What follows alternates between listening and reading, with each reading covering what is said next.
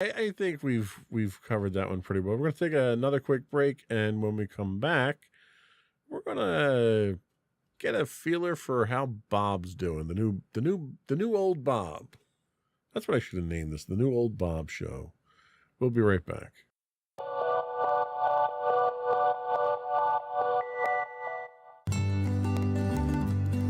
Insights into Teens, a podcast series exploring the issues and challenges of today's youth. Talking to real teens about real teen problems. Explore issues from braces to puberty, social anxiety to financial responsibility. Each week, we talk about the topics concerning today's youth. We look at how the issues affect teens, how to cope with these issues, and how parents, friends, and loved ones can help teens handle these challenges. Check out our video episodes on youtube.com/insightsintothings. Catch our audio versions on podcast.insightsintoteens.com or on the web at insightsintothings.com.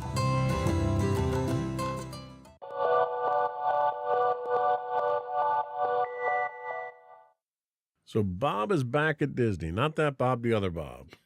Right. So the original Bob. We've swapped Bob's back to the old Bob.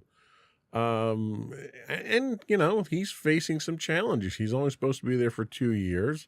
Kind of a short time to turn things around. Chapek did a brilliant job of running things into the ground in the short amount of time that he was there. One of the first things that Iger's doing now that he's back is apparently slashing 7,000 jobs, and there's $5.5 billion in cost cutting he has to make somewhere. Should I feel bad that Disney's hard up for cash at this point in time? And that's the thing is, are they really? Because I haven't seen anything where... Not according to their stock price, they're not. Right. That's, where it's kind of, huh? Right. And it's almost imagined, because you look at some of the things that they're running into, and you're running into sluggish box office sales. You know, like, for instance, that new Quantumania movie came out and it tanked at the box office. Mm-hmm. Okay, well, box office sales are down in general since COVID. Right. That plus everyone knows that their stuff's going to come out on Disney Plus in a few months. So right. So why to go to the box office? Right.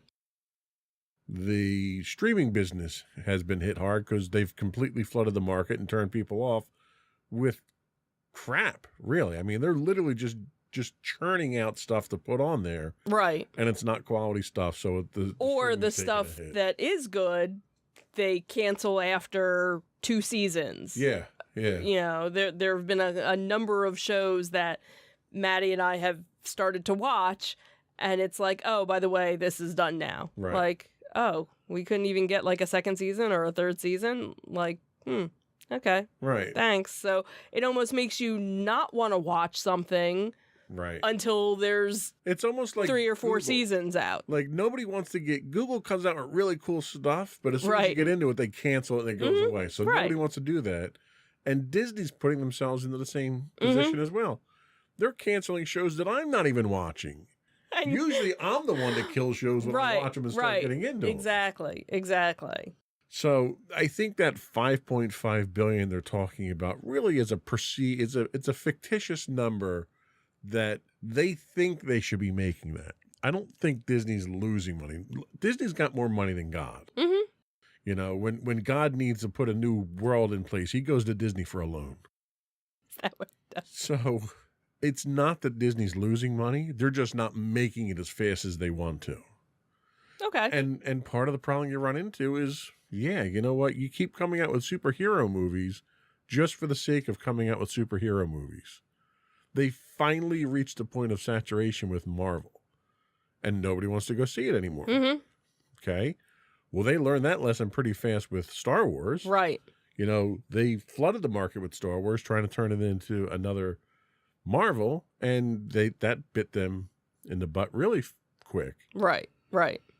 So I can't feel bad for Disney. Mm-hmm. So the real question comes down to, in 2 years, can they come up with a succession plan for Iger? And really what I have to ask is, do you need a succession plan for Iger? Is he really going to be gone in 2 years? Mm. Because given how much his incentive is for success, I don't see him going away anytime soon. Yeah, I could see him still staying on as a consultant Right. when he's still Right. doing So, things. But then again, you also have to look at everything that's kind of going on right now in the state of Florida. that's true That's as a well. whole other kit and caboodle of that whole toxicness Well, that and let's be honest. What's going on in Florida is a temporary thing. hopefully. It's temporary because it's a pissing match between DeSantis and Disney. Right. And it really was a pissing match between DeSantis and Chapek. Right. And Chapek's out of the picture. And Right. DeSantis is going to be out of the picture in 2024 when he runs for president anyway. Hopefully. So it doesn't really, that's not that big a deal. In fact, Disney came out with a statement recently basically saying, we're going to focus on what we do best. We're going to provide the best experience for people, blah, blah. They took the high ground. Mm-hmm. They didn't buy into the taunting and the stick poking that DeSantis was trying to draw them into. Mm-hmm. And they basically said, look, we operate under numerous jurisdictions and numerous regulations around the world, and we make it work, and we'll make it work here. Mm-hmm. So ultimately, I think what's going to happen with this little pissing match between DeSantis and Disney is the taxpayers are going to lose out. Mm-hmm. They skirted around the idea of having to take on all that debt for Reedy Creek by just restructuring the zone itself, and now DeSantis has his hand-picked group of Right. He board picked all of members in his there. board members and everything. Well, the fact of the matter is, Disney's been supplementing Reedy Creek since it was created. Mm-hmm. Disney's not going to do that anymore. Right. So Reedy Creek, or whatever the Central Florida Tourism District, or whatever they call it now because they had to rename it, they're not going to have the same budget they had before, but they still have the same requirements. And it's ultimately the people of Florida that are going to have to pay for that. Mm-hmm. And I think when people look at their tax bill after this whole fiasco, this little vindictive fiasco that DeSantis put together, they're going to realize, well, maybe we shouldn't have reelected him for this. Maybe he's having a hard time keeping politics out of business and keeping it from being personal. And, that's really what it was. It was his own little Oh, absolutely. crusade. Absolutely. And ultimately, when the Florida taxpayers get their bill, that's when you're going to start seeing things change. And I think what's going to happen is by the time he goes to run for president, those tax bills are going to be in. And it's going to seriously impact his ability to raise money for his campaign. That's just what I think. I'm not a fortune teller myself. So that state down there of flux is really not going to be that big of an impact. Mm, Disney's the number one job maker in the state. absolutely. Do you really want to piss him off and have him leave the state? And that's the thing, because there are a lot of people who don't forget there were a lot of people from California where they, the Disney company was transferring a lot of jobs from California down to Florida, and now there are a lot of people that are like, I don't know if I want to go down here in this hostile environment right now, the way that things are. So now there's, some various talk going back and forth of, well, maybe we should wait 2 years before, making this change, that maybe California is the better idea. And of course there's, all the different people saying that, gee, I wonder what Florida would be like if Disney decided, you know what, we're gonna just up and move Walt Disney World to a different part of the country, Right. and see how quick. Yeah. I mean, you're gonna. It's Disney is such a huge part of the economy down there that all they have to do is move one division that they have down there, and you're talking thousands of jobs that move out of the state. Yeah, yeah. And it's the response. It's a direct response to DeSantis. Mm-hmm. He can't afford that bad press. No. And the only reason he's doing the things he's doing now, and the other stunts that he's doing, it's not just Disney centric. Yeah. The whole stunt with the flying migrants up to Democrat cities, and his whole stance. I love the fact that he's got this major stance against border security. Mm-hmm.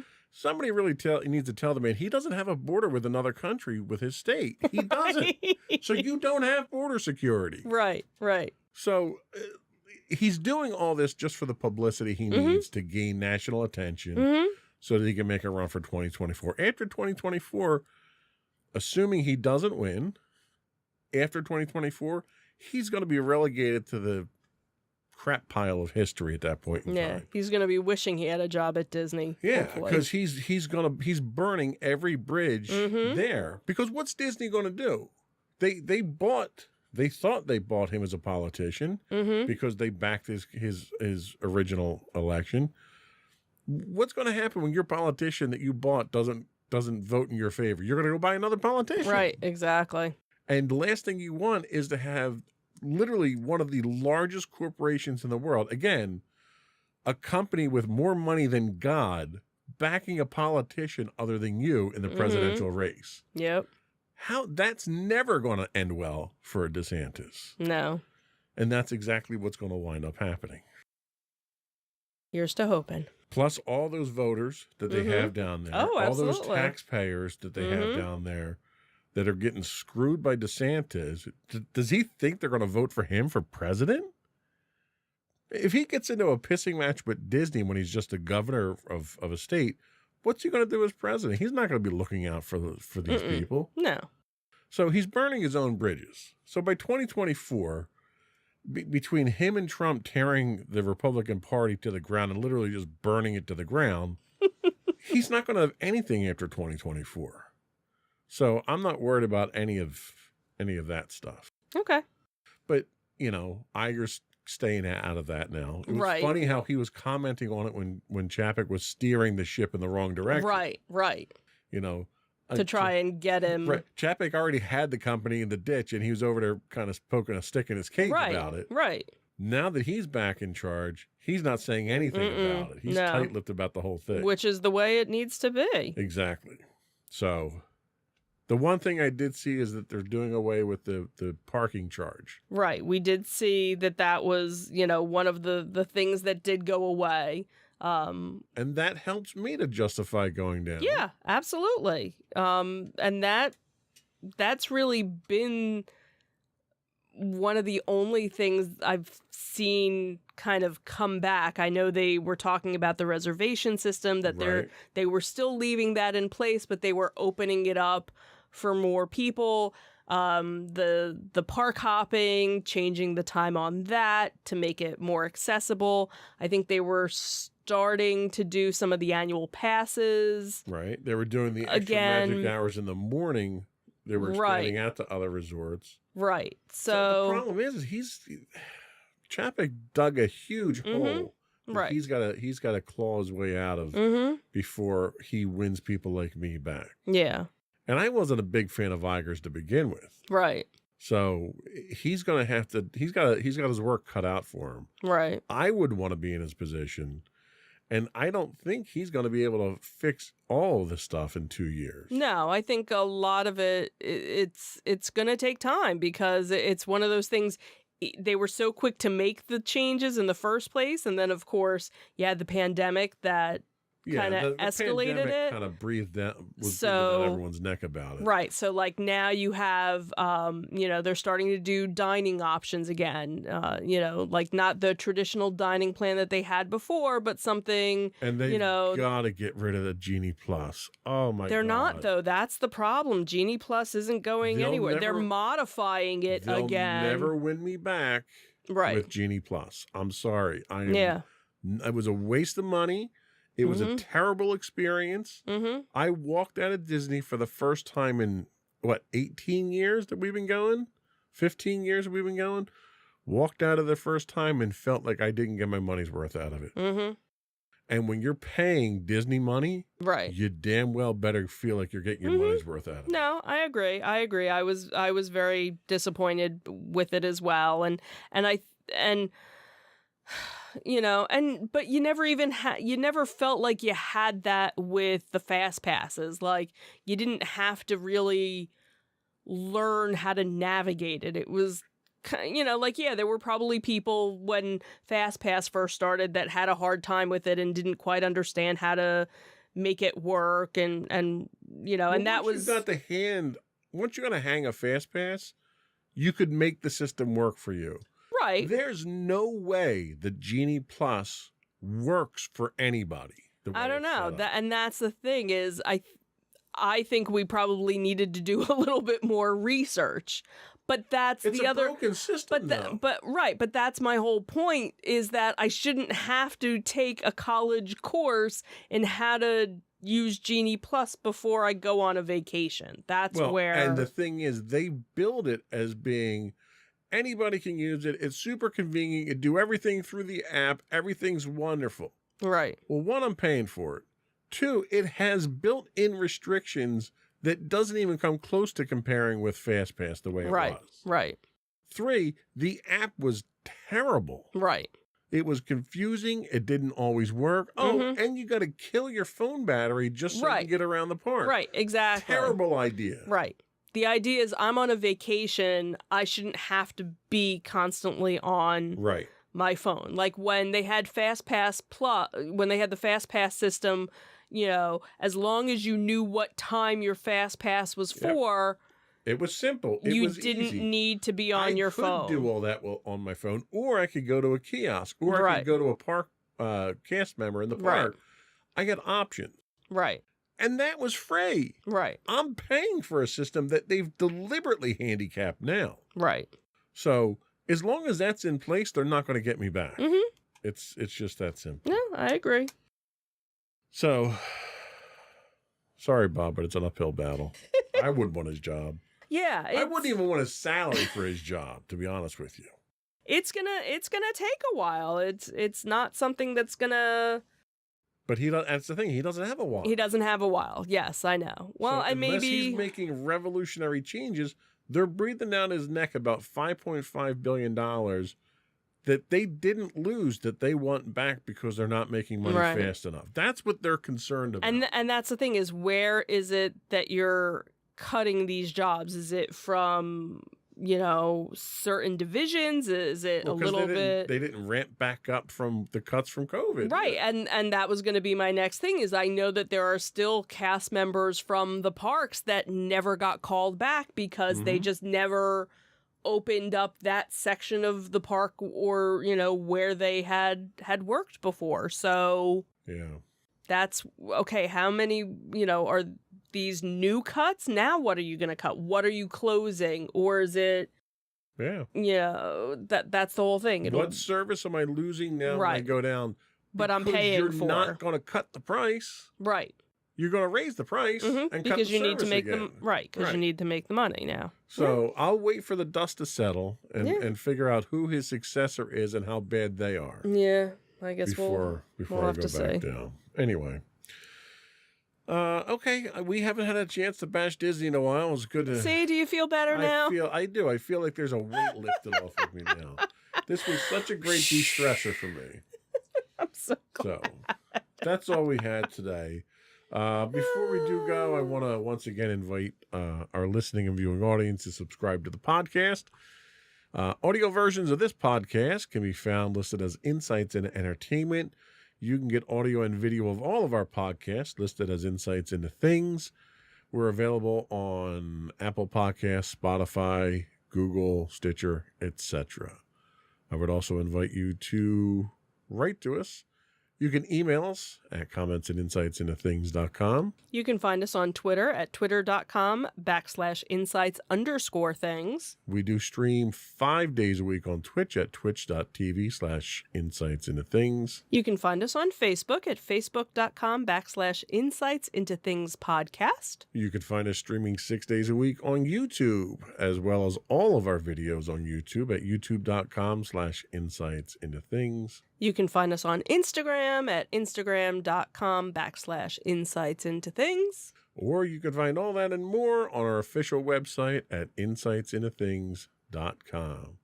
That's it. Another one in the books. Have a good week, everyone. Bye. Bye.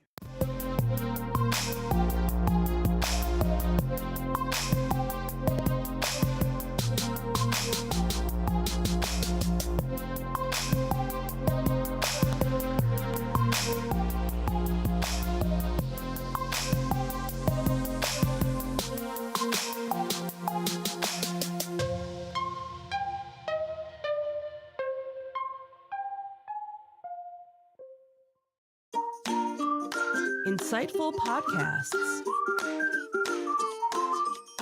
by informative hosts.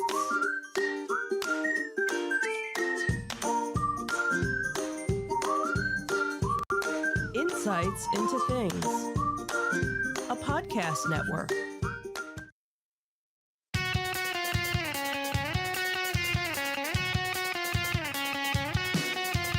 Welcome to Insights into Entertainment, a podcast series taking a deeper look into entertainment and media. Your hosts, Joseph and Michelle Whalen, a husband and wife team of pop culture fanatics, are exploring all things from music and movies to television and fandom.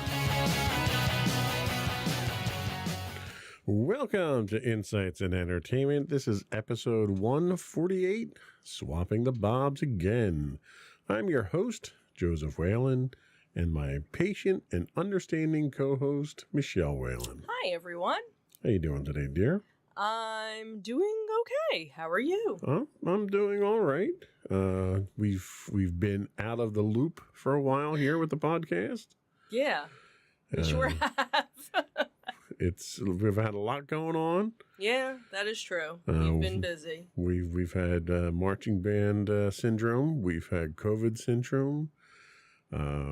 You can still hear it in my voice probably that I'm still suffering from a little bit, and this is almost 2 months after getting it now. Yeah, we're almost 2 months. Almost 2 months now. So I'm still reeling from its effects. Given the severity I had it with, I'm kind of glad I got my shots, all the shots that I did. I was just gonna say, we were all very fortunate to have all been vaccinated and boosted, and we were just about so close to getting our next round of boosters, and then we all kind of got sick, and yeah, that kind of put things on the back burner. But fortunately, we all had a very mild case. We were all very fortunate. Unfortunately, you are still reeling with it, but not as bad as it could have been, obviously. Right. And we have marching band to thank for that. We're pretty sure we got it from marching band. Such a happy family activity. Yeah.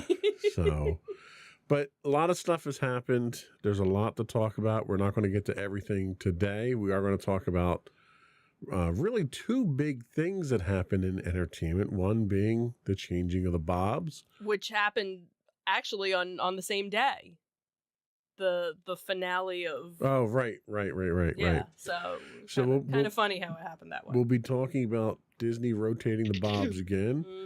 Then we're going to talk a little bit about The Walking Dead and their series finale and the impact and the future of that. And then we had a couple of events. One we just attended this weekend that I did not grab any of the pictures from you to put up for. So theater of the mind for our viewing audience this time around. We'll describe everything in detail for you. So stick around for the last segment. We're going to talk about some of the stuff that we've been attending recently.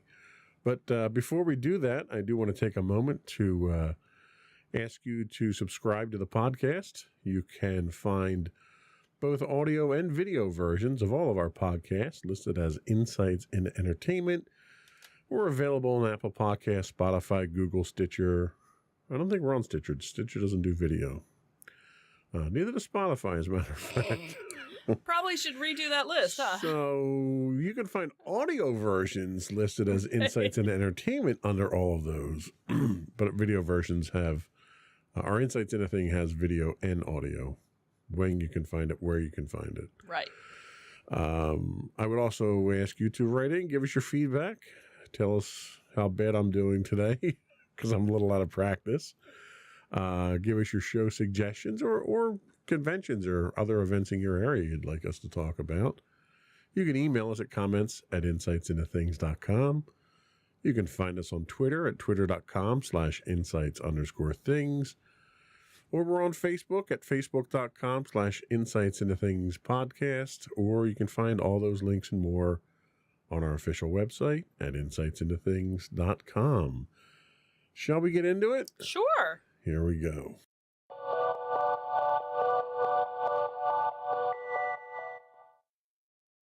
So, the changing of the Bobs. This was some very interesting news that I know a lot of fans of Disney were hoping for some big change to happen, and last month it happened. So Bob Iger was probably one of the most successful CEOs in history of the Walt Disney Company, and now it seems that he's returning back to run the media empire.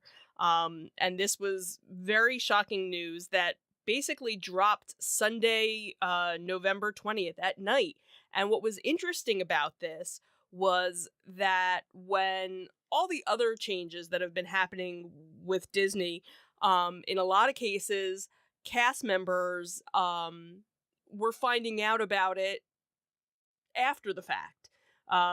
Information in most cases about the different layoffs and things, all people were finding out about it through social media after the fact. And a lot of the cast members were very upset that, they didn't get any sort of notice ahead of time. And Sunday night, I guess it was early Sunday night, an email actually went out to all of the cast members. So cast members were actually the first ones to know about, as they should be, all of these changes. So that was definitely a step in the right direction that so many of the cast members actually felt. Now, Bob Chapek, who replaced Iger in 2020, was actually stepping down immediately. It was like effective that night. All of the website information updated. It was almost like Chapek didn't even exist after the fact. It was Susan Arnold, who was the chairman of the board, had said in a statement that night, we thank Bob Chapek for his service to Disney over his long career, including navigating the company through the unexpected challenges of the pandemic. The board has concluded that as Disney embarks on an increasingly complex period of industry transformation, Bob Iger is uniquely situated to lead the company through this pivotal period. Translation: Bob Chapek sucks, and we're bringing Iger back until we figure it out. And what was funny was, literally the next day, the stocks, had gone up 9%. Still didn't make it up to. Still didn't make it up to where they were during all of this, but definitely you're seeing, some of the changes. From what you could see online and, social media, cast members were elated by it. There wasn't anybody who wasn't elated. You know what? by There were very. Chapek got a golden parachute. Yeah, he got a golden parachute. But that's the thing, is that so many people were, because I think one of the other things that was kind of looming was there was another layoff that was going to be looming, and now, as far as I know, none of that is in place. Now, granted, how long is it going to take for certain changes to go into effect? That's what will be interesting to see, and how many things that Chapek started are going to be undone. because we know they're not going to get rid of certain things, but are they going to start modifying? Well, and let's other face things? it, he comes in, and if you want to play devil's advocate, you can say, oh, well, he came in during the pandemic and that was really what burned him. But in reality, a lot of companies, everybody went through the pandemic. Right. And a lot of companies didn't go into the pandemic with the same balance sheet that Disney did. Right. And somehow Chapek manages to wipe out 36% of that budget sheet after doing all the layoffs that he did, all the cutbacks that he did, all the penny pinching that he did. Right. He still managed to lose 36%. That's just an astounding level of incompetence that I don't think you've seen in business, since somebody bought a company for $44 billion and lost $20 billion the next day on it. Yeah, yeah. Twitter being that company, obviously. Nobody was sad to see Chapek go. No. Even Chapek wasn't, because he just got his contract renewed. Right. So he's getting paid for his full contract. He's getting a golden parachute to just walk away and not say anything. Right. So he's set for life at this point in time. He basically stepped in crap and he's set for life now. Yeah. What Disney, I think, is scared of is they've only got Bob Iger for 2 years. Right. So they need to groom a new successor in 2 years to have him ready. Right. Who's that successor going to be? Well, and that's the thing, is there have been a couple of different articles that have come out with, the proposed, hey, this person's, ready to come up and this person's ready to come up. So it definitely sounds like it's going to be somebody that's already in the Disney Corporation, whether or not it's somebody that's well known by, other people. Problem was Chapek was from the corporation too, so... Well, Chapek was from Parks. Right, but he was still... And that was what he ended up hurting, right. so much of. Targeted the most. Right, which is kind of shocking if that's where he was from. But then, of course, you had everything that happened with Scarlett Johansson, and you had... Well, yeah, he screwed the pooch on that one, too. Right, so there was so much that got hurt along the way of everything. Well, basically, anything he touched, he screwed up. Right. Right. All he the had streaming to do, okay? Right. You're coming in as the head of a company that literally prints money. It's got more money than God. All you have to do is not screw up. Right. And all he did was screw up. Right. Everything he got involved with, he screwed up. So to see him gone is a good thing. My concern is, who were the people that picked him in the first place? Right. They should be gone too because of how poor a judgment they had. Right. Right. Because if they're involved in picking the next successor, you're back in the same boat. So where are you going to go with that? Yeah. So it'll be, interesting to see.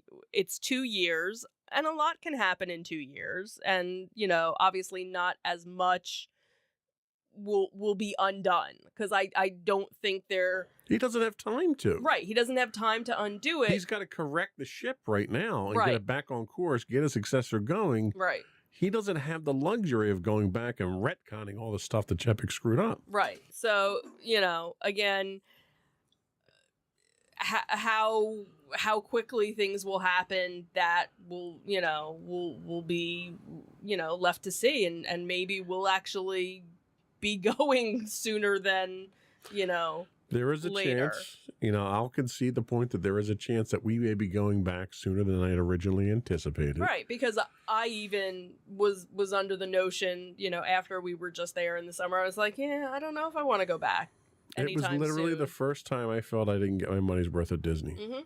Yeah. Absolutely. And I've bitched and complained about Disney from day one because of Oh, absolutely. various things. Yeah, and I agree. Iger, I was down on Iger for the longest time because I think he was completely overpaid. Now he comes back now, and he was making about 54 with compensation, right? So his compensation package right now is about 24. So he's half of what he was at before, and that's the vast majority of it is incentive based. Right. So he's got to do something to turn the company around. Yeah.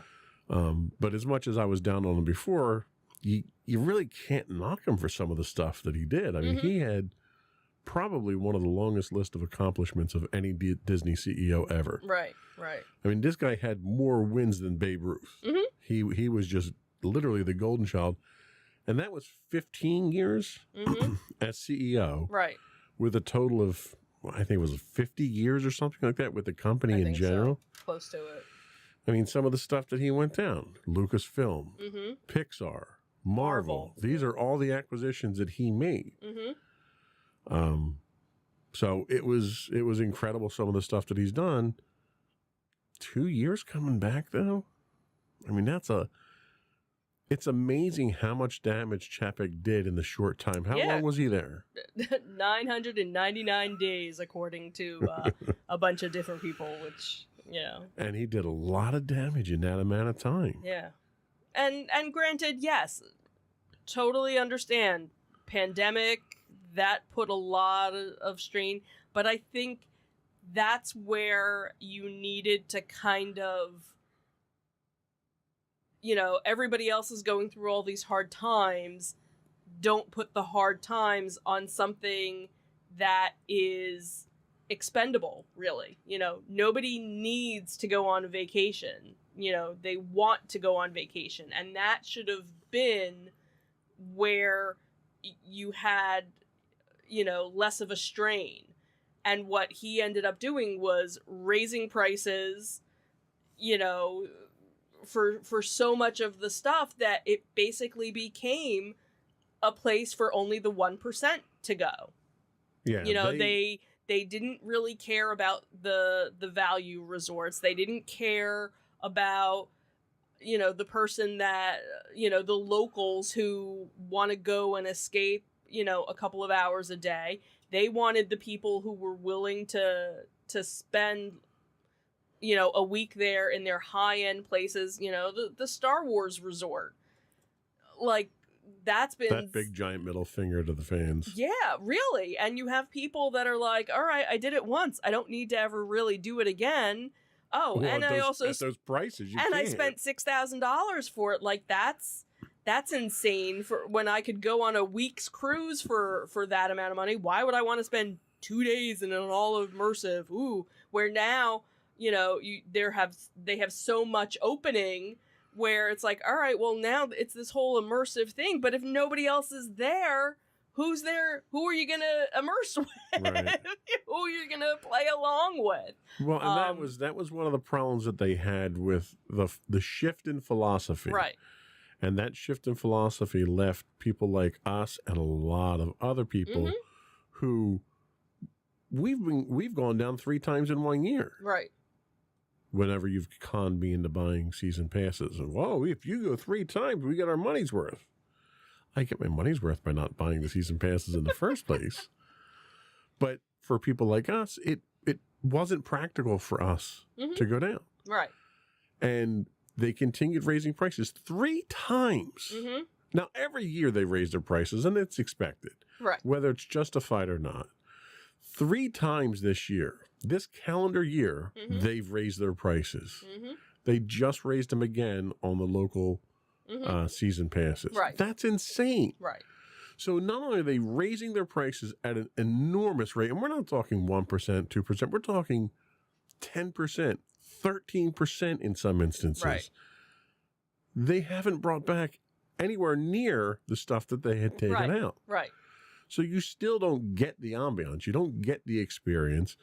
You don't even get, like, some of the stalls are closed down. Right. When we were there, we went through Magic Kingdom. You've got stalls that are not stalls, but stores. Right. Entire stores are shut down. It literally looks like that a was slum like when in Disney. we noticed it more so in Hollywood Studios, the one backlot area where Right. the Little Mermaid show, that's been closed, so there's nothing there. Then they had the little gift shop that was there. That's completely closed. The Playhouse Disney, that's closed. They had a couple of characters, but that was really it. And that whole area used to have a whole bunch of stuff. Then back where the Muppet store was when you leave the Muppet movie. That's closed. So they have all these stores, and all these areas where there's nothing there. So you kind of walk through and you're kind of like, this is kind of creepy and deserted. And like you said too, Magic Kingdom. It's like Disneyland, the inner city experience or something, right? You know? And then of course I'm waiting to see like graffiti on the walls at some point. and then you have Epcot with all the construction that was going on, which, hey, that's great. But again, like we've said before, you have all this construction and I'm still paying full price for things that aren't open and things that are closed. Like, maybe you should give me a discount. But instead they're finding new things for you to pay for. Well, you need to pay for your magic bands now. We don't give them to you for free. You got to pay for your parking now, which it still blows my mind why you have to pay for parking at Disney. If you're a resort guest. If you're a resort, it makes no sense whatsoever to me. You got to pay for your refills now too because, we got to chip the cups. And it's like, how many different ways are you going to nickel and dime people? And then Genie Plus. And, that whole waste thing, of time and effort and money. It's just, And this is just the parks. This is just how he screwed the parks up.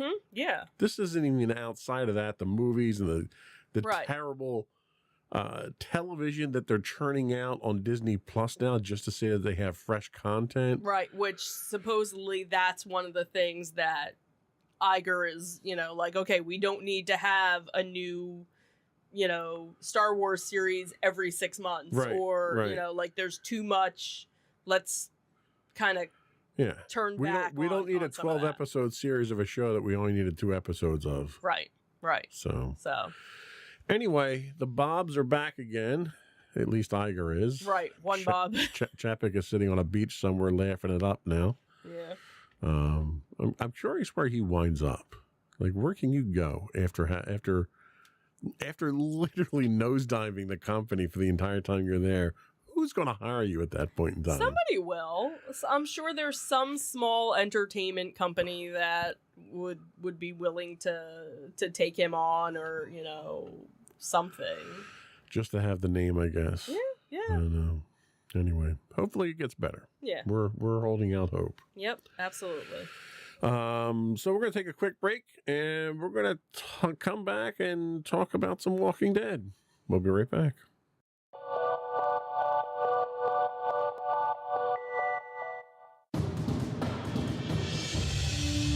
For over 7 years, the Second Sith Empire has been the premier community guild in the online game Star Wars: The Old Republic. With hundreds of friendly and helpful active members, a weekly schedule of nightly events, annual guild meet and greets, and an active community both on the web and on Discord. The Second Sith Empire is more than your typical gaming group. We're family. Join us on the Starforge server for nightly events such as operations, flashpoints, world boss hunts, Star Wars trivia, guild lottery, and much more. Visit us on the web today at www.thesecondsithempire.com.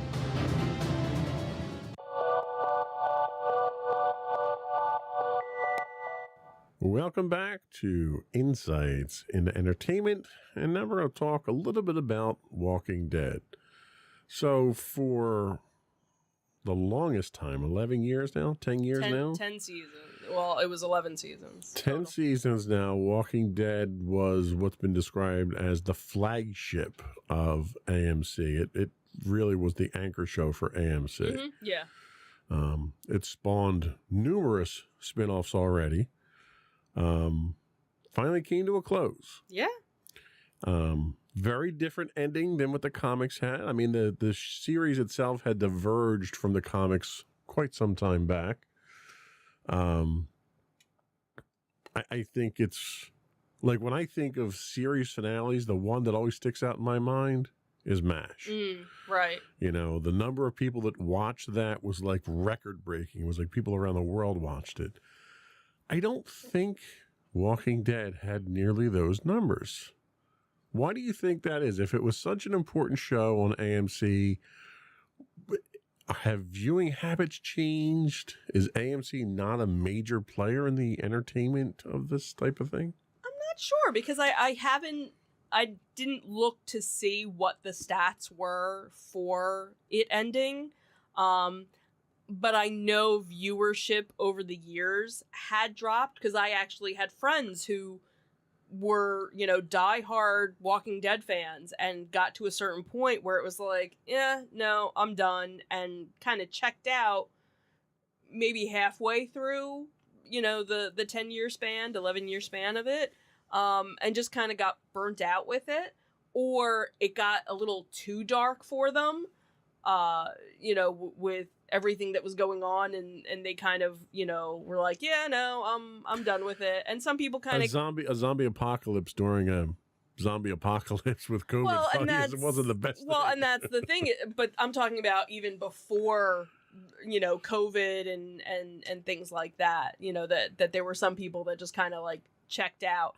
But it was interesting to see the couple of different documentaries that they did, talking about the fans and how a show about, survival and the apocalypse brought families together because you ended up getting people who normally wouldn't sit down to watch a television show together, watching a television show and becoming friends with people online because they were watching it. And that was kind of how you started watching it, because you weren't interested in watching it when I started watching it. Zombie shows really are not really my thing. Right. But it's funny because as I kind of watched over my shoulder while you were watching it, it became very apparent that it was a zombie show that had very little to do with zombies. Right, because it was really about human survival and human interaction and how terrible human beings how terrible we are in a crisis situation, and who rises above, and who becomes strong and who becomes weak, and what skill sets do you have to bring you forward, right? How are you marketable, in this new environment? What's your resume in the zombie apocalypse look like? Not so good, I don't think. And so that's what I think was kind of interesting, because again, that was one of the things when I started watching it. There was a friend of mine where we would watch it together, and we would text while, like, oh my God, did you see that? Da, da, da, da. And then it got to a certain point where they didn't watch it anymore, and I used to watch it, in the living room, and then I was like, you know what, I'm going to go downstairs and watch it on the big TV. And that's when, you weren't sitting there watching it. You were, on your computer, and you would kind of, you'd look over, and then you finally, sat with me and you'd ask questions. Who's that? Who's this? And then you decided, well, I have to watch it from the beginning, and you started season 1. And that was a painful trek, going all the way back to season 1, watching it from season 1, episode 1, all the way through. I think I started watching with you in season 7, I think. Maybe. And it's funny because I binged all those seasons inside of, I think, 2 months. Right. And what was so funny was you figure it had been 7-8 years since I saw it. So there were things that I really didn't remember, because it was one of those things where once I watched an episode, I never watched it again. I didn't go back and it's a good thing I binged it, because if I had to suffer through that whole season walkabout with Terminus and everything, if I had to suffer through an entire season like that, I would have stopped watching the show. And again, I think that you have people who maybe didn't start watching it at the beginning and did what you did and binged because it kept their interest, because they knew, oh, well, the good stuff is coming. Right.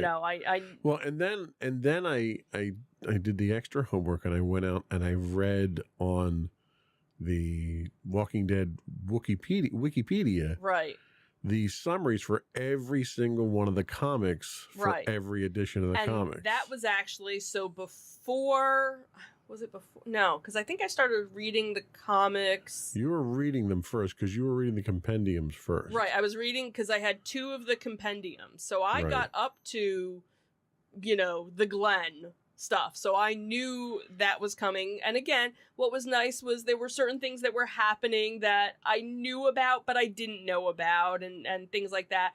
And that's how a lot of the fans were, because there were a lot of fans that went back and started reading the comics or had read the comics to begin with and now wanted to see the show. So it was nice when there were things that were different to kind of keep you on edge. Yeah. And then, of course, you have the whole Glenn thing where everyone's like, oh, this is when Glenn goes. And then all of a sudden, Abraham goes too. And you're like, what? That? Well, and to the show's credit, they didn't pop his eyeball out like they did in the comics. that was Glenn. That was they Glenn. Popped his eyeball Right. out. So that's where a lot of people were like, nope, I'm done, because now. But I think that was good, because then at least you didn't have a full blueprint of. And that was the thing. what Like, it was to watch ahead. It stuck pretty close to the comics up till that point, and that was where the big diversion started Right. happening. And that's where you Now, had the divide Granted, of you people. started out with characters in the show that weren't in the comics. Right. You had character development with like Carol that was completely different. Mm-hmm.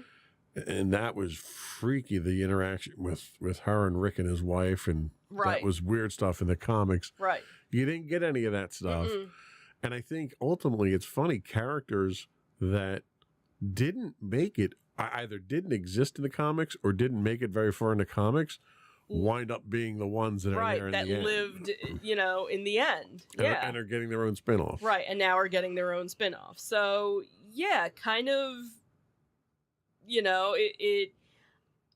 I think you still had a lot of people that watched, and, but again, because it's broken off into a couple of different, spin-offs, it's not going away anytime soon, obviously, from what we've honestly, seen.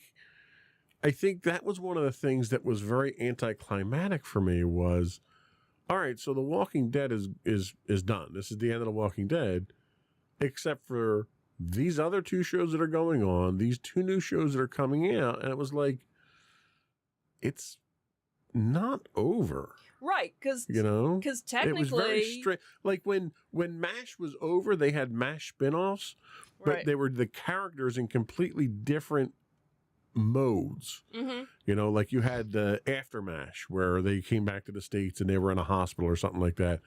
So it wasn't the same type of storylines where they're still in the zombie apocalypse. Right. They're just in a different town or a different the city zombie or something. apocalypse hasn't ended. You have, one group that's going up to New York. You have another person that's crossing the Atlantic and getting to France. I don't know how he's getting his motorcycle there. I don't know how he's doing that either. And then you have, the ongoing story of Fear the Walking Dead.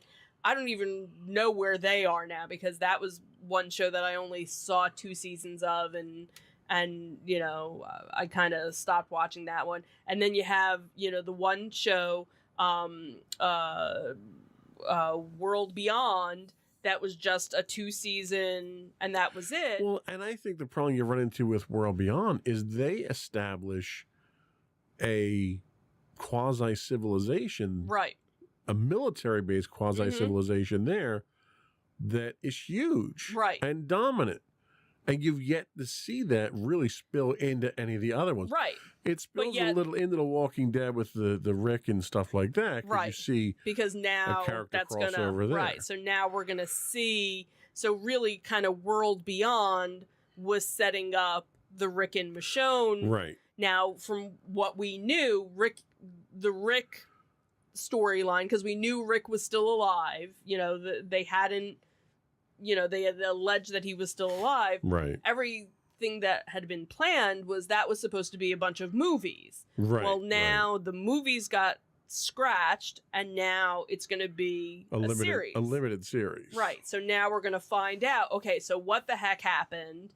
And obviously, we know it had something to do with the military operation that was part of World Beyond. So that was kind of like World Beyond was really setting up the whole Rick and Michonne storyline, Right. you know, with that. The whole going to New York thing, we don't know why that was happening and why the two people, you They know. got to have Kurt Russell show up as Snake Plissken to really make it work. That would be funny. But that's the thing is, why is it Negan and Which they don't establish by the end of the season Right. finale. right, Series because the finale. only thing that we find out from the series finale is Rick and Michonne are, you know, like basically that was it. We don't know why Daryl is going to France. We don't know why you know, Negan and why can't I think of her name? Maggie, thank you, are going to New York, because we know, you know, at the end, Negan is married, he has a kid on the way. Is Right. she part of the thing that they end up, you know, and that's the other thing too, is because they finished Walking Dead with kind of, all right, we've taken the town back. We've gotten rid of the bad guy, and, you know, now everything should be good. So why does everybody need to go off? Right. You know, right. like you finally are in a good place. Why you leave? Yeah, given the reputation over 11 seasons, it's entirely possible that Ezekiel kicks them out because they seem to Yeah. ruin everything. Yeah, they you know touch. what? Maybe it's They're not like, hey, them. you guys are related to Bob Chapek, aren't you? You need to get out. So yeah, you know, it'll be interesting, you know, to see. You know, so you have the 3 new series. So you have Walking Dead Daryl Dixon, I which, really hope to come up with a better title than that. you know, and now the other thing too that we from, I guess it was from World Beyond, was the fast zombies, you know, the you ones got in France. Right, you got climbers. You got the climbers, You got runners. and you got the ones that can open you got doors now. Yeah, you got the articulated ones, the guys that can pick stuff up. Right. So what is it that makes him want to go to France? Now that was also supposed to be where Carol was Carol, originally right. supposed to be going with him, but because they were actually filming in France, which seemed kind of odd during, you know, this whole time period, why you wouldn't just do, you know, a set or something and Right. stay stateside. She's not going, so they had to kind of redo that whole storyline. Then you have the Walking Dead Dead City, which is the one with Maggie and Negan, again, very odd Lauren couple. Cohen, who, by the way, is from Cherry Hill, New Jersey. Right, she was Right born in right Cherry Hill, our New neck of the Jersey. woods. And then obviously we have the currently untitled series, which will feature Rick and Michonne, which we've, you know, they kind of hinted at that during the last episode Right. of The Walking Dead. Plus you have the returning of Fear the Walking Dead. Right. World Beyond, again, was just a 2-episode thing, two Two seasons. seasons, and that was it. So, Yeah. So, Walking Dead's over, but long but live the not Walking really Dead. dead. Long live the Walking Dead. So, yeah, we'll see where we wind up with it. Yeah. We'll see if they're worth watching moving forward. Mm-hmm. So we're going to take another quick break. We'll be back, and we're going to talk about some of the things we've been doing as far as pop culture-y, seasonally type stuffy stuff. We'll be right back.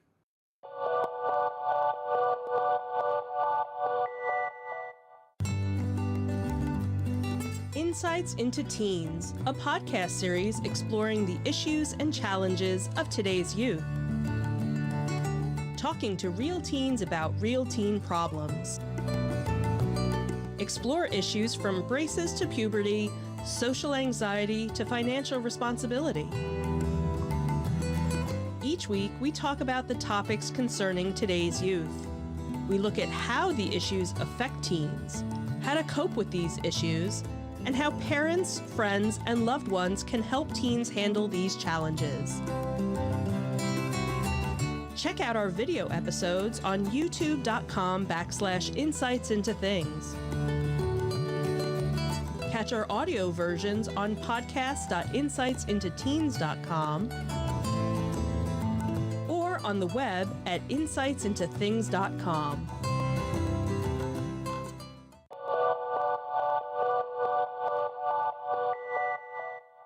Welcome back to Insights into Entertainment. So we've been out and about. We had two things actually on the show notes today, but we have a third one to add to it from last week. The first one was we attended the very first Monster Mania at Oaks, Greater Philadelphia. I think they've actually done one there before. Well, we did the outside one. We did the outside one. I thought they've done one there before, but for some reason... I thought this was the first one. I don't It think was our first one. It was our so first one. We'll just go with that. We'll go with that. It was our first one. And Monster Mania has always been kind of one of our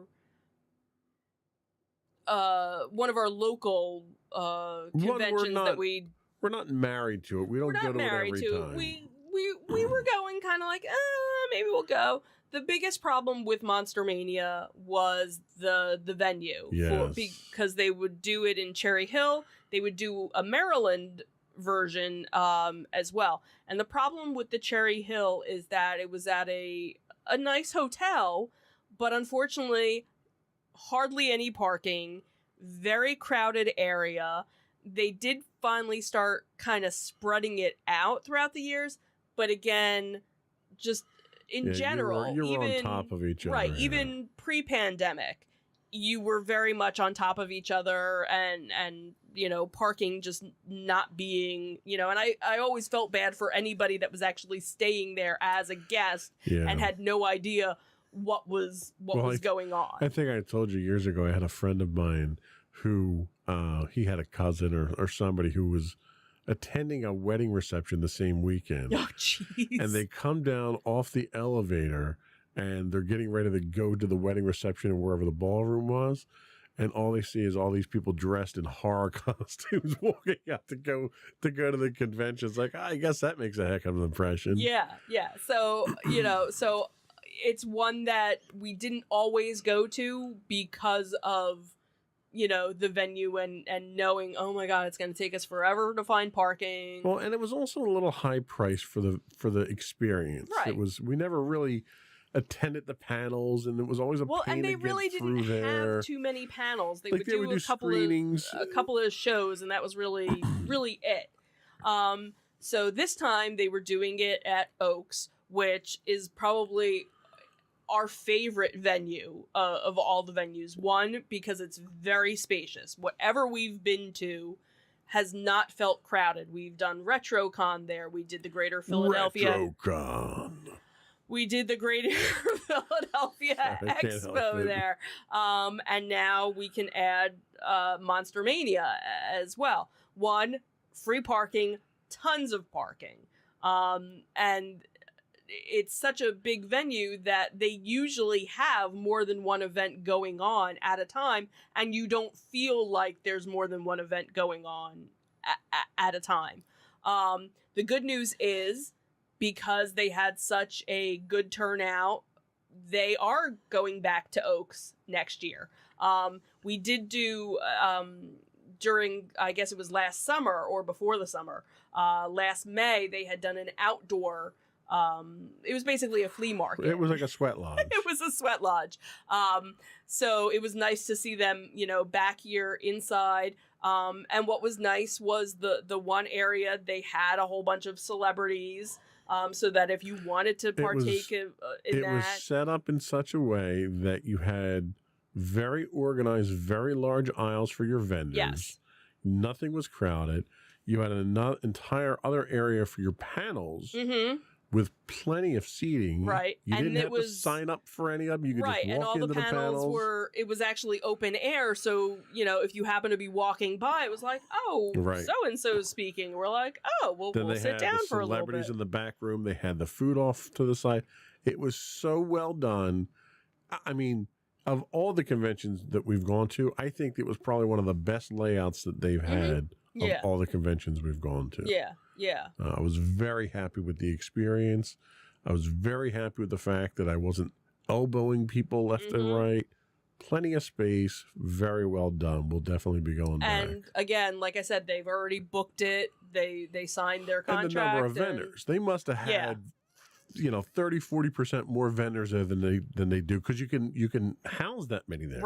Right. They couldn't house that many in Cherry Hill. Yeah. So definitely, if you're a fan of the monster conventions, this is definitely one that even if you're a fan of just pop culture, because of the increased number of vendors, it wasn't just horror stuff, right, which was really nice. Yeah, and they have a couple of other vendors there, selling coffee and pickles and other things. Yeah, but you had sci-fi there. You had typical pop culture. You had movie stuff there. Right, because you always, you had toy vendors there. Right, because you usually always get a vendor who not only has their sci-fi or their horror stuff, but they have their other stuff, as well. So before we move on to the next one on the list, let's talk about what we did this weekend, since we're on a convention kick. Sure. So for our second year in a row now, we have gone down to Maryland and gone to Ocean City Comic Con. You found out about this a couple of years ago through a coworker whose husband happens to be one of the organizers of it. He also happens to be a local artist down there as well. And that's how he got involved with it. Right. So that's how he got involved with it. So last year was the first year that we went. We made a weekend of it because we don't live that close to and we had so much fun. I broke a rib down there. So so much fun. Didn't have that much fun this time around. Yeah, thank goodness. But what's nice is they do it around this time of year. And there's other things going on during the time of year. So if you do want to make a weekend getaway, there's other things to do. A number of the restaurants are open. It's not going to be as crowded and busy as it is during the summer. You don't have as many of it's more of the big hotels that are open. Right. The little small mom and pop ones aren't available, but the bigger resorts are.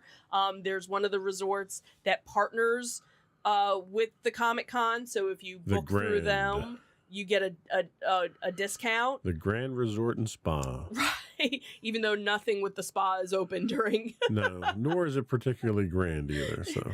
Well, I think the room we were in this time looked like it had been renovated versus the last last year.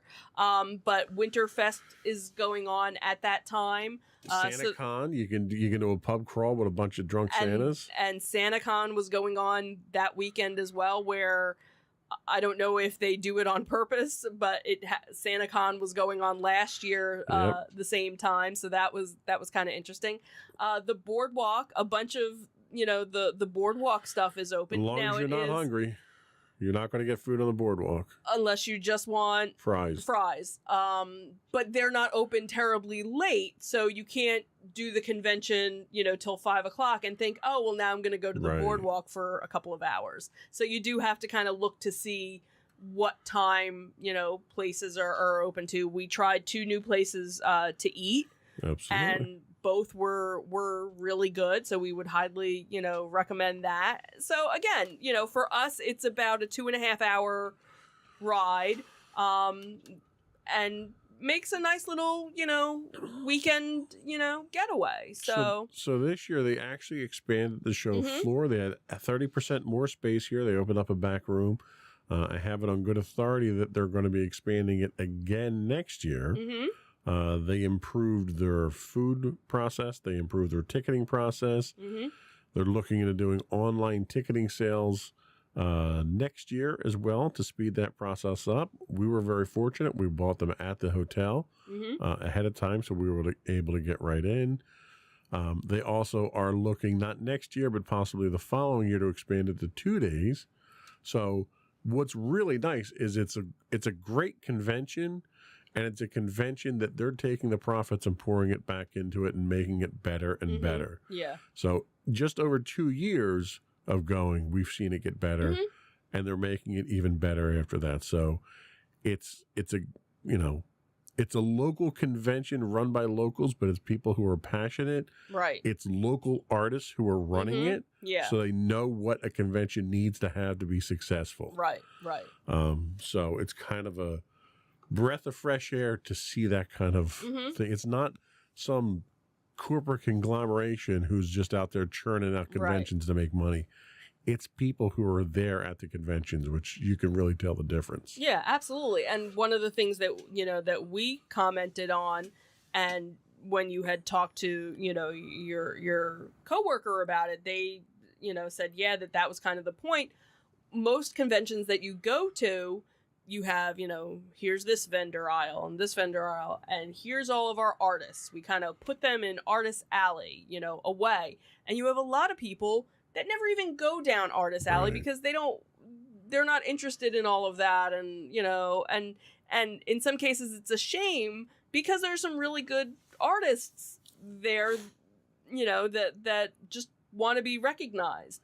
And what was nice was here, they mixed them in with everybody else. So it wasn't here is just the vendor selling this and here's just the people doing this. Here's a mix of everything. Absolutely. So you'd have, an artist next to somebody else. So if it was something that you weren't interested in the artist, okay, so you walk right past them, or you give a nod and you look at the next person, or maybe because you're looking at the one vendor, oh, there's an artist here. Oh, let me look and see what you have. So that was kind of nice that it was kind of blended a little bit better than some of the other, conventions that we've gone to. So Ocean City Comic-Con, definitely recommend it again. Before we do go, let's talk seasonal stuff. Sure. We've done one so far. We may be doing another one this weekend. What did we do so far? So we did Night of Lights at Creamy Acres. So this was one that when they started doing the lights, it was only a wagon ride through. You weren't driving through. So you had to be in one of their wagons riding through. And then with the pandemic, they changed it over so that you could drive your own car. So this year they actually brought back the wagons, but you're still able to drive your car through, which is nice because then you don't have to, especially if it's cold or the weather is questionable, you don't have to worry about. Or if their music is terrible. Right. Then you can listen to your own music. So this is one that we've done the past couple of years. It's a little local for us. And what's nice is after, you're done going through, they do have a little shop area. You can go and see Santa. They do have fire pits now, because I think last year, I don't think they were doing fire pits just yet. No. I can't remember. So they had fire pits. You could buy a little s'mores kit, which was $4 or something to make 2 s'mores, but hey, but they had a little bit more food available. They had like a bakery area, and then they had, cheesesteaks and chicken fingers and, some fried stuff. All that Christmassy food. And then they have a couple of characters, walking around. Creepy characters. But it's nice because it's a local farm that does this.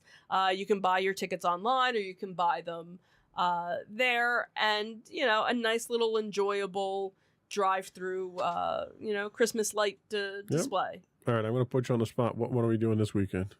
So we are probably, depending on what the weather is, I'm guessing maybe Shady Brook. Yeah, probably. We also are fortunate enough that Diggerland, which they happen to do a drive-through one as well, so maybe we'll give them a try. Well, and Shady Brook is probably the biggest in our area. That one's up in Bucks County, right, Pennsylvania.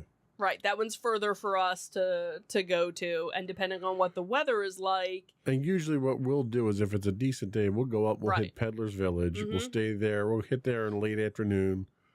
They turn their lights on fairly early. You get to enjoy those lights, and then on the way home, we drive.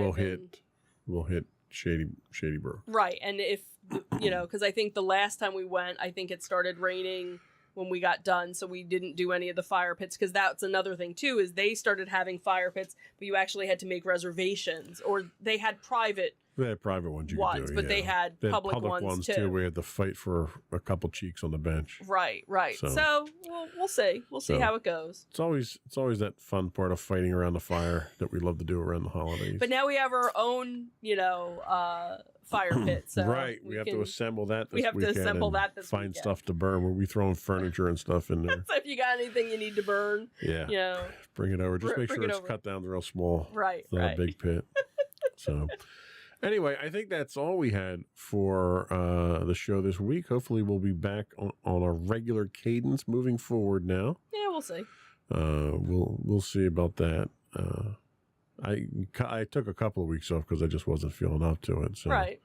Moving forward, hopefully we'll be a little more. Before we do go, though, I do once again want to ask you to subscribe to the podcast. You can find audio and video versions of our podcast listed as Insights into Things. We're available on Pandora, Castro, Stitcher, Podbean, Buzzsprout, any place you can find a podcast these days. You can also find this show listed as Insights into Entertainment as well on your podcast listings. Feel free to email us, write into us at comments@insightsintothings.com. Hit us up on Twitter. We do accept DMs if you want to send some over with suggestions or just feedback on how we're doing. You can hit us at twitter.com/insights_things. I'm stealing all your lines here, aren't I? Yeah. Sorry. It's okay. You're next. You do the rest. So you can also find us on Facebook at facebook.com/Insights into Things podcast. You can find us on Instagram if I ever decide to post there again, on Instagram.com/Insights into Things. But obviously the best place to go would be our official website, which has links to everything that we do. And that is insightsintothings.com. That's it. Another one in the books. Have a good week, everyone. Bye. Bye.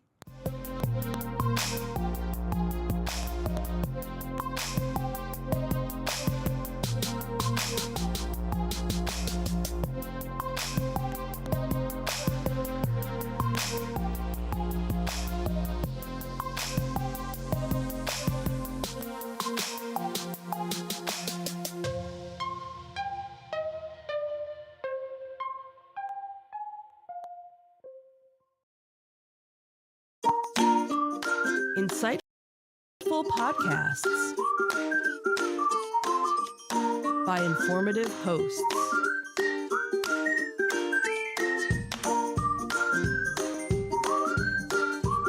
Insights into Things, a podcast network.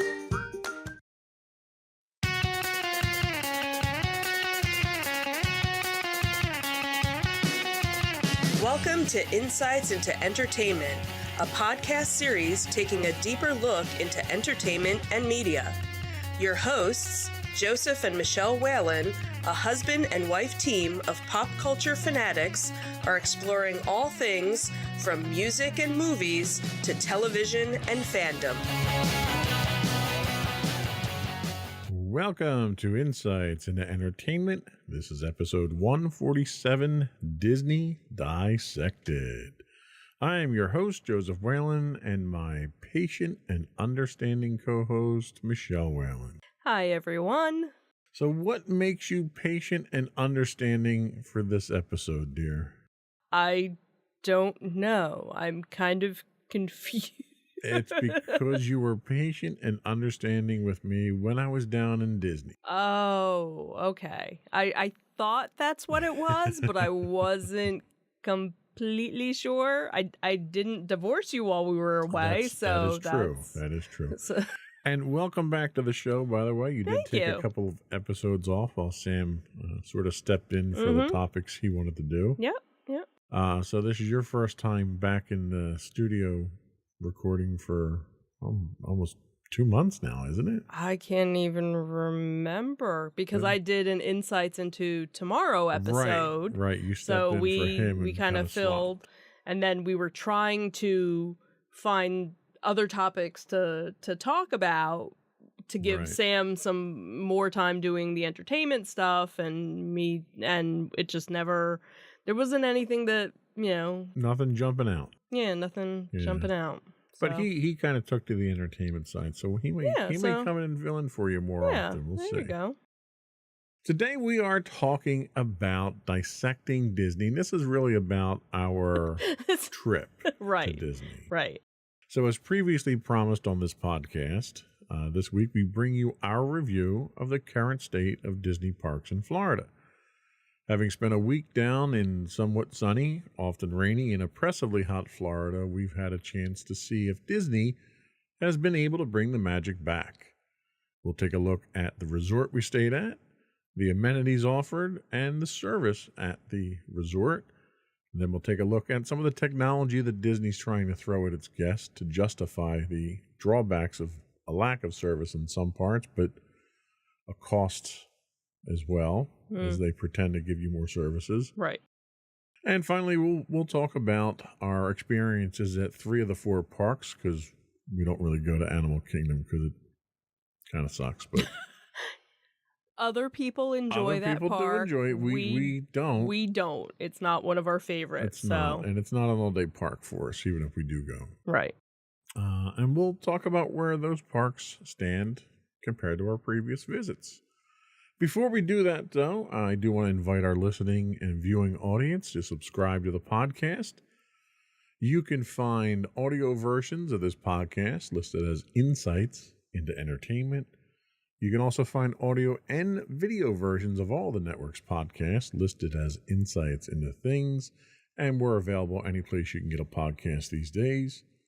I would also invite you to write in, give us your feedback, tell us how we're doing, give us your show suggestions, what you want us to talk about.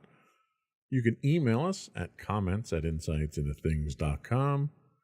We're on Twitter at insights_things, or you can visit us on our official website at www.insightsintothings.com for all of our social media links. Are we ready? Sure. Let's go.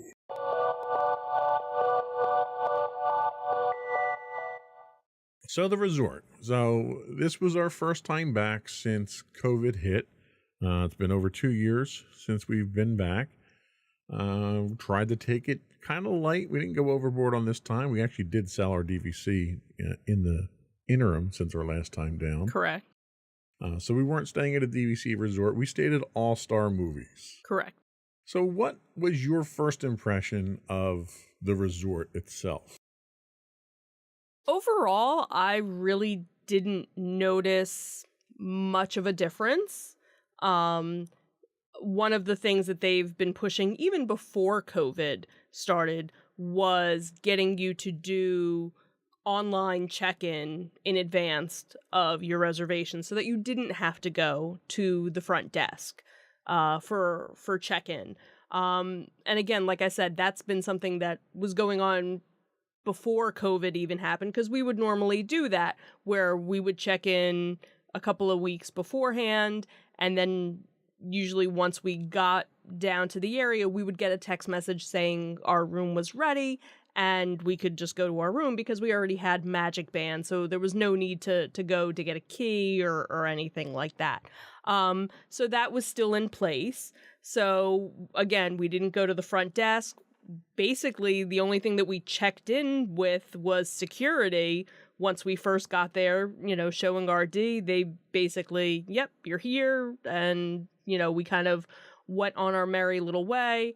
And probably within, 20 minutes of us getting to the physical resort, we got a text message that our room was ready, but we had gone to the main building to go get lunch and kind of walk around a little bit before we actually made our way. So again, nothing really seemed that different from the last time. Of course, it's been probably 3 or 4 years maybe since we've been at an All-Stars or a value resort, because again, we were using our DVC for most of the trip. So again, I didn't notice anything major, different in it. Obviously, and we'll talk about it, that the rooms have obviously been updated since the last time we had stayed at a value resort. Yeah, and that's really the biggest thing I think that I noticed about the resort was they pulled out all the carpeting Because it was always themed rooms. It was always some kind of, print carpet on there that was Right. relevant to the building that you're in or whatever. Right. We happened to be staying in Dalmatians while we were there. But they pulled it out. You had all hardwood floors. You had all brand new furniture. Correct. You had really what was an innovative approach to furniture where you had a convertible bed. Right. that You flipped had down from the sort of wall. a Murphy bed Yeah. that when the Murphy bed was up, it was actually a table. Right. So and it was so funny because I think the first time we went to convert it, we were like, what do we do? Like there were no instructions Right. when all you really had to do was just pull it down. So you just had to make sure that the table was cleared off. What was nice about it was the use of space was much better than it had been with two beds in there. Yes. The problem is that when we come in, me specifically, I come in with Lots a of load stuff. of technology.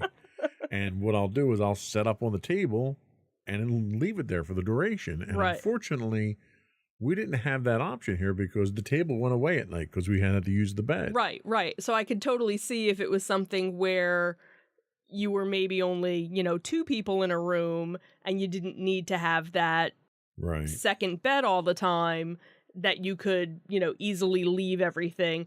But I could see for anybody that had 3 or more people, you would always have to transform your room or just leave your bed down, but then you didn't have You didn't have the any table. surface space. So that would have been a nice thing if they had something where they had like a flip down table attached to the to the wall. Yeah, like an IKEA style table. Right, where you could just flip it down and this way put the chairs, because you still had 2 chairs. Right, you had to do something with the chairs from Right, the table. and that was what was so funny, was like seeing other rooms, what people did with their chairs. Now the other thing too that we had was you rented a scooter from an outside company, so we had it in our room, so that kind of ate up some of the room in some of the surface room of the hotel room.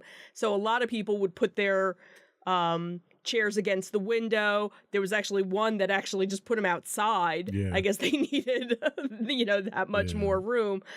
So it was kind of, you didn't know what to do with the chairs once the bed was down. Like there was no specific, area. It was basically, okay, well, we'll put it over here for today. So they upgraded the bathroom area as well. Yes. So traditionally what you had was you have a small bathroom that has a shower and a toilet, and then your sink is outside in sort of like a little prep area. Right. And that, for privacy in that area, you typically have a curtain that goes Well, it was across. funny because I remember years ago they didn't have the curtain. Right, you had nothing there originally. So that this way, if somebody was brushing their teeth, it was out in the open, but where the shower